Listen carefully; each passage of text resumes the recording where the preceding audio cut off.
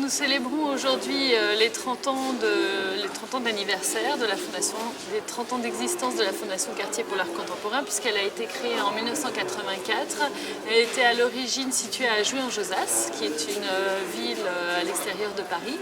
Et elle a déménagé dans Paris, dans le 14e arrondissement, dans ce bâtiment ici qui a été conçu par Jean Nouvel en 1994.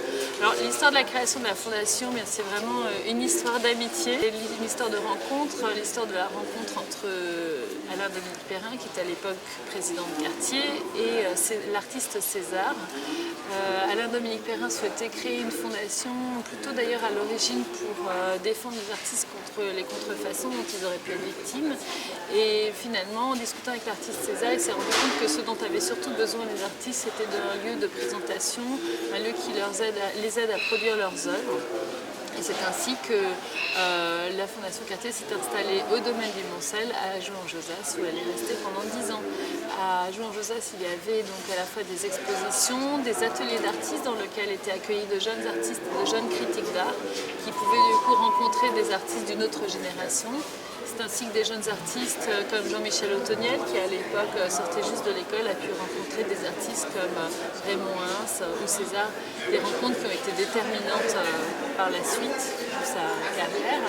Et c'est ainsi aussi que des artistes étrangers comme Chéri Samba, dont on voit ici les tableaux, Saiko Kiang ou Wai Yongping, ont pu venir en France et développer autrement leur création.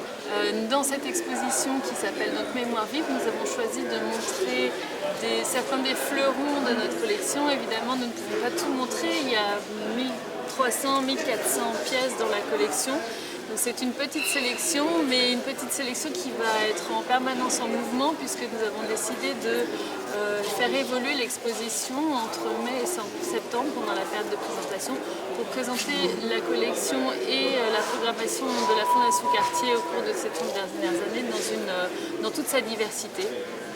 C'est ainsi que nous pouvons découvrir ici, pendant ce mois de mai, des œuvres du designer Mark Newson, qui est l'avion que vous pouvez voir dans cet espace qui a été commandé par la Fondation Cartier, des œuvres du sculpteur Ron Meck, du peintre Chéri Samba, de Bodhisi Sekingeles, qui est un sculpteur, un artiste congolais, des œuvres de Saiko Kiang, un artiste chinois, de Sarazé, et beaucoup d'œuvres audiovisuelles également qui sont présentées sur un grand écran LED dans la petite salle du rez-de-chaussée.